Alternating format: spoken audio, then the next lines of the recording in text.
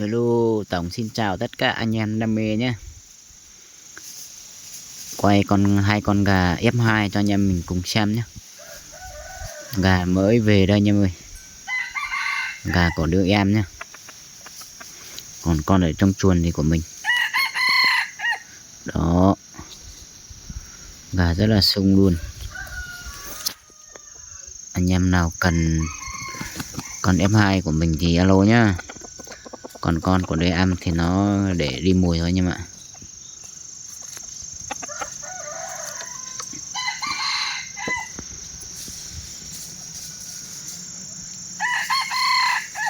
Đó, anh em ứng rộng thì alo nhá.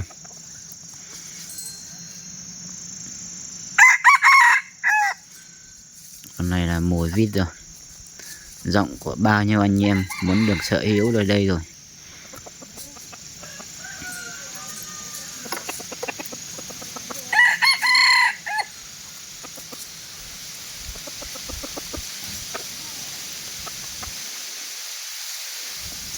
Nhớ dòng tủ trọng không chơi dư nữa vậy.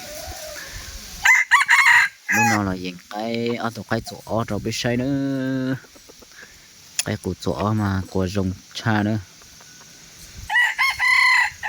Tụi nó chỉ là tụi cứ tụi nó những khối yếu kỹ chập lời lò đi nữa. Tụi nó này. Tụi tỏ hậu ya của tụi này, tụi hùng qua ya của tụi. Tụi săn đầu nói ya tụi cứ tụi này.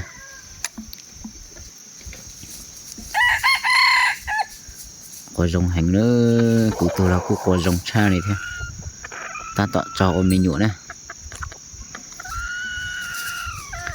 Tụi nó chỉ 3 đi đó tụi nó nào. Có dòng hành ư.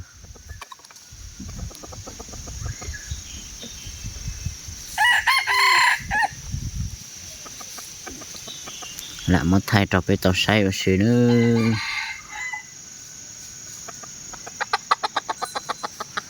Cho cái sổ nào mà thế cho qua dòng đi này.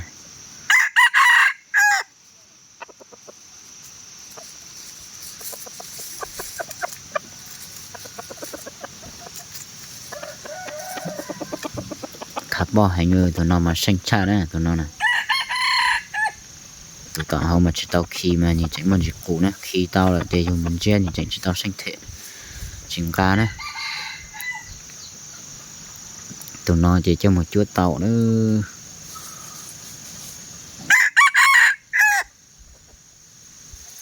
Không có chỉ cho ôm mình nhựa xem này.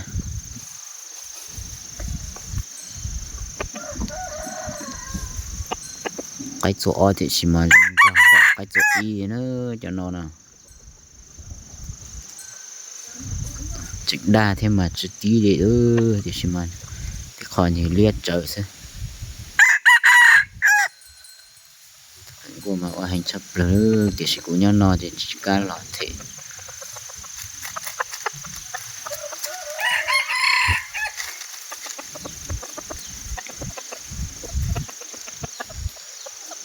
Ngọ đó con chặt đất bầu có tiêu ăn rộn trái sơ tuần tới nào.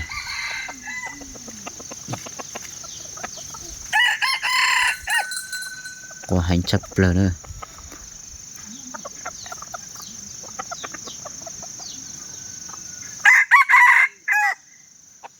Họ cay và cay tao trở chia xếp ta tọa họ hậu vậy cho nó mà theo cho cái nhậu nữa. Cho sẽ chỉ mà nhậu thế thì sẽ nhậu chứ cho hành bỏ cho ý vậy đi nó.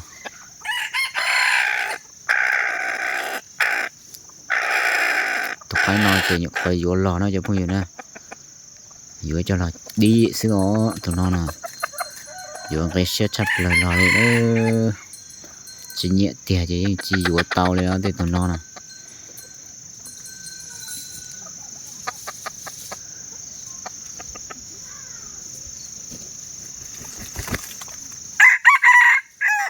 Từ là có lệnh hành gì nữa.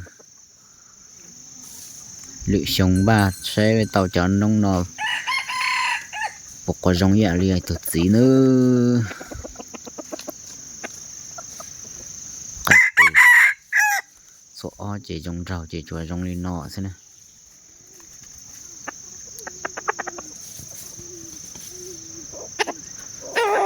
hay sai thì nó sẽ nữa cho phong yêu này là chia đều các bạn tự chọn của trong YouTube thế thì của sáng phái canh tụ cái đi trong này cho một đi cho một chỗ nào theo đi tàu nữa vậy